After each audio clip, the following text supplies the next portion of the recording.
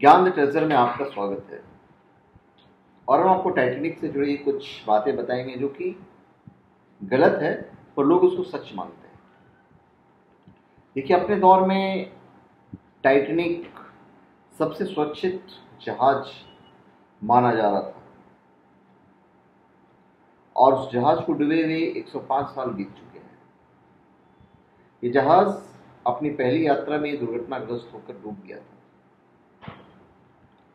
14 अप्रैल 1912 की रात को टाइटैनिक हिमखंड से टकराया था और कुछ ही घंटों में 15 अप्रैल को तड़के पूरा का पूरा जहाज डूब गया था। इस दुर्घटना में 1517 लोग मारे गए थे। बीते वर्षों के दौरान टाइटैनिक को लेकर कई तरह की बातें होती रही और समय के साथ वे फैक्ट समझी जाने लगी, हकीकत समझी जाने लगी, जो कि हकीकत नहीं है। हकीकत में एक्चुअली में ऐसा नहीं है। यहाँ आपको बता रहे हैं टाइटैनिक से जुड़े हुए कुछ फैक्ट्स जो पूरी तरह से गलत है। जैसे फैक्ट 1, बोट या शिप को सीरियल आइडेंटिफिकेशन नंबर दिया जाता है जो हुल नंबर कहलाता है। कहा जाता है कि टाइटैनिक का हुल नंबर 360-604 था, जिसे में आईने में देखने पर नो पोप लिखा हुआ दिखता है, लेकिन सच ये है कि टाइटैनिक का हुल नंबर 401 था। इसे आईने देखने में तो यह ROA की तरह दिखता है, जिसका फुल फॉर्म होगा रिटर्न ऑन एसेट्स। मिथ जो है वो ये है कि टाइटैनिक का हुल नंबर नो पोप के रूप में भी पढ़ा जा सकता था, इसलिए इस अनलकी नंबर की वजह से वो डूब गया। ये सिर्फ मिथ है, फैक्ट नहीं है। अभी जो अगला मिथ हम आपको बताने जा रहे हैं वो भी आप सुनिए।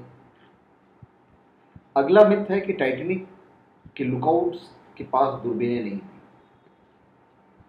अगर दूरबीनें होती तो वे आइसबर्ग्स को पहले ही देख लेते और दुर्घटना नहीं होती। यह पूरी तरह से सच नहीं है। यह ठीक है कि टाइटैनिक के लुकआउट्स जो होते हैं उनको दूरबीनें नहीं मिल पाई थी, लेकिन वे अगर होती भी तो दुर्घटना को नहीं रोक पाती। रास्ते की निगरानी करने वाले लोग पहले नंगी आंखों से चारों तरफ देखते हैं और जब उन्हें आगे कुछ संदेहास्पद नजर आता है तब वे दूरबीन से उसे और बेहतर ढंग से देख पाते हैं। दूरबीन किसी एक जगह पर फोकस होती है, उसे खुली आंखों की तरह चारों तरफ नहीं देखा जा सकता है। इसलिए यह कहना उचित नहीं है कि दूरबीन होती तो दुर्घटना नहीं होती। वास्तव में दुर्घटना के बाद जांच कमीशन के सामने फ्रेडरिक ब्रिट नामक लुकआउटर पेश हुआ था। क्योंकि उसे बलि का बकरा बनाया जा रहा था, इसलिए उसने सारा दोष दूरबीन न होने पर मढ़ दिया था। ये फैक्ट है। उसके बाद एक मिथ है कि टाइटैनिक के मालिक ने पैसे बचाने के चक्कर में सुरक्षा मानकों की अनदेखी की और स्पीड बढ़ाने का दबाव डाला। अभी फैक्ट क्या है? कहानियां टाइटैनिक की owner company whiter star line के चेयरमैन जे ब्रूस को मुच्छर खलनायक के रूप में दिखाती है। उसके बारे में कहा जाता है कि उसने चंद पैसों की खातिर सेफ्टी स्टैंडर्ड्स की अनदेखी की और हजारों यात्रियों की जान को खतरे में डाल दिया, लेकिन ये सच नहीं लगता है। जे ब्रूस कारोबारी था। वो अच्छी तरह जानता था कि टाइटैनिक की रेपुटेशन खराब हुई तो ना तो कोई उसमें सफर करेगा और ना ही कोई भविष्य में उसे खरीदेगा। तो ऐसी स्थिति में कंजूसी का सवाल नहीं उठता। जो आदमी इतना खर्चा कर चुका है वो थोड़े से पैसे के लिए क्या उसके अनदेखी करेगा। फैक्ट तो ये है कि जे ब्रूस ने अफसरों से जहाज में लाइफ बोट्स की संख्या बढ़ाने की परमिशन मांगी थी। यह भी कहा जाता है कि उसने जहाज के कैप्टन पर स्पीड बढ़ाने के लिए दबाव डाला था, लेकिन कैप्टन को की काफी इज्जत थी। बहुत से पैसेंजर उनके नाम पर ही सफर के लिए तैयार हुए थे। ऐसे में कैप्टन पर दबाव डालना और कैप्टन द्वारा सुरक्षा मानकों से समझौता करके स्पीड को तय सीमा से बढ़ाना संभव नहीं लगता है। और भाई वो स्पीड बढ़ाने की क्यों बोलेंगे?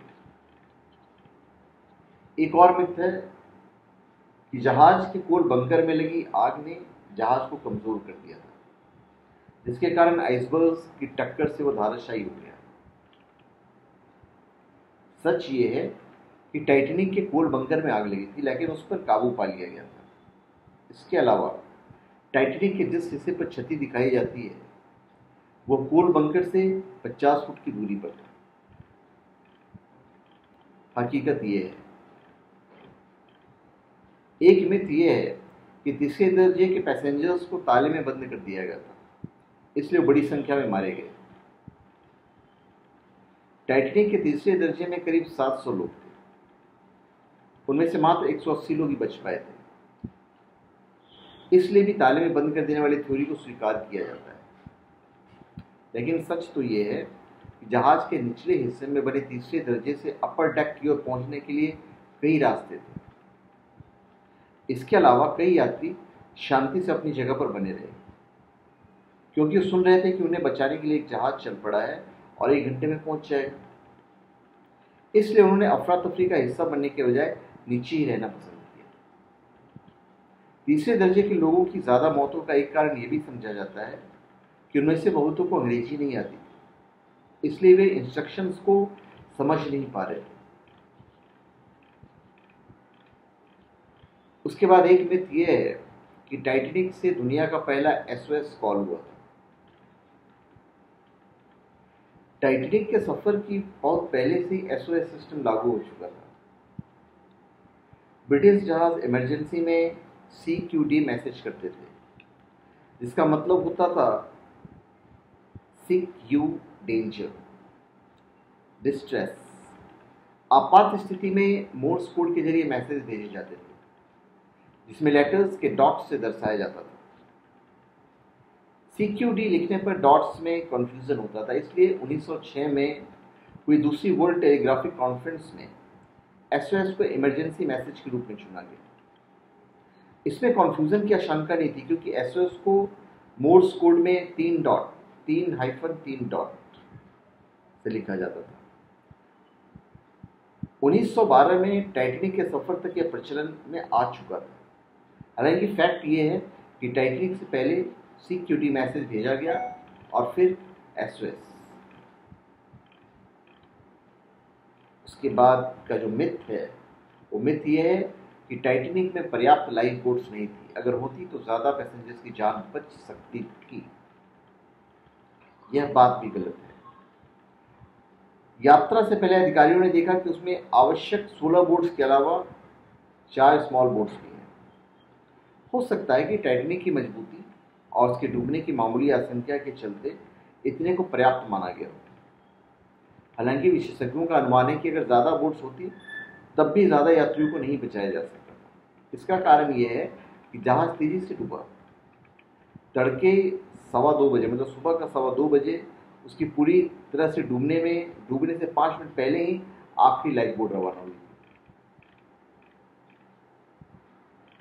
उसके बाद मिथ और भी है, और वो मिथ है टाइटैनिक के कैप्टन एडवर्ड जॉन स्मिथ इस सफर के बाद रिटायर होने वाले थे। वे टाइटैनिक के सफर को अपने कैरियर में नगीने की तरह चढ़ना चाहते थे।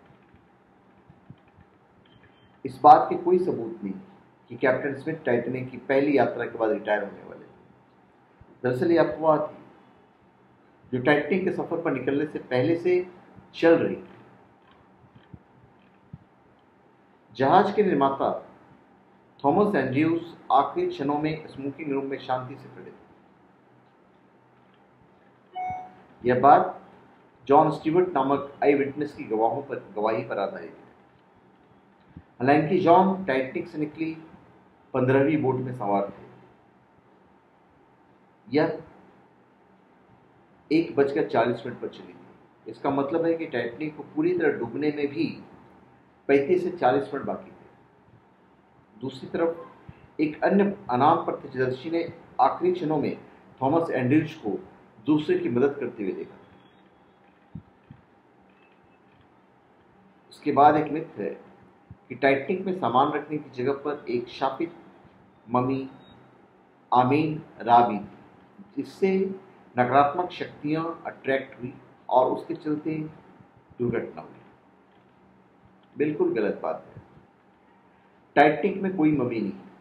जब दुर्घटना हुई उस दौर में आमेन रा नामक वह ममी ब्रिटिश म्यूजियम में थी। जहाज में ममी होने की कहानी के पीछे वजह यह है कि टाइटैनिक पर एक स्पिरिचुअलिस्ट विलियम टी स्टील भी सवार थे। उन्होंने डिनर के दौरान बाकी यात्रियों को आमेन रा ममी की कहानी सुनाई थी। बाद में धारणा बनती गई कि वो ममी टाइटैनिक में थी। तो ये सब सारे के सारे मिथ हैं जो मैंने आपको फैक्ट्स बताए। तो धन्यवाद। आप हमारे चैनल पे सब्सक्राइब करें और अपने कमेंट दीजिए। धन्यवाद।